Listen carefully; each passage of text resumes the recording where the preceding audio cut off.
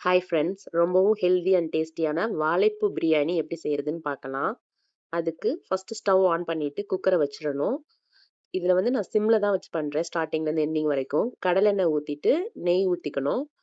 2 லைட்டாக சூடானோடனேவும் ஒரு பிரியாணி இலை, ஒரு துண்டு பட்டை, 4 கிராம்பு, 2 ஏலக்காய் போட்டுக்கணும். அது கூட கொஞ்சம் சோம்பு சேர்த்துக்கணும், பெருஞ்சீரகம். இது நல்லா பொரிஞ்ச உடனேவும் ஒரு பச்சை மிளகாய், அப்புறம் நறுக்கி வச்ச வெங்காயத்தை ஆட் பண்ணிக்கணும். வெங்காயம் நல்லா வதங்கணும். உங்களுக்கு காரம் வேணும்னா 2, 3 பச்சை மிளகாய் கூட நீங்க ஆட் பண்ணிக்கலாம். வெங்காயம் நல்லா வதங்கினதுக்கு அப்புறமா ஒரு மிக்ஸி ஜார்ல 2 மீடியம் சைஸ் தக்காளி, இஞ்சி பூண்டெல்லாம் அரைச்சு வச்சிருந்தேன். அந்த பேஸ்ட்டை வந்து இதுல மிக்ஸ் பண்ணிக்கணும். இதோட பச்சை வாசனை போகிற வரைக்கும் நல்லா கிளறி விடணும். பச்சை வாசம் போனதுக்கு அப்புறமா நம்ம நறுக்கி வச்சிருந்த வாழைப்பூவை ஆட் பண்ணிக்கணும். நான் ஒரு சின்ன சைஸ் வாழைப்பூவை ஆல்ரெடி க்ளீன் பண்ணி எடுத்து வச்சிருக்கேன், கட் பண்ணி வச்சிருக்கேன். பெரிய பூவா இருந்துச்சுன்னா, ஒரு 2 இல்லாட்டி 3 கைப்பிடி அளவுக்கு நீங்க போட்டுக்கோங்க. அதுல மீதத்த வந்து எடுத்து வச்சுக்கலாம். ரொம்பயும் போட வேண்டாம். இது கூட கொஞ்சம் தயிர் ஆட் பண்ணிக்கணும். அப்புறமா மஞ்சள் தூள், மிளகாய் தூள், மல்லித்தூள், கரம் மசாலா இல்லாட்டி பிரியாணி மசாலா ஆட் பண்ணிட்டு, நல்லா ஒரு மிக்ஸ் குடுத்துக்கணும். ஒரு 2 மினிட்ஸ் நல்லா கிளறி விடணும். அப்பதான் அந்த வாழைப்பூ வந்து ஒரு அளவுக்கு வெந்து வரும்.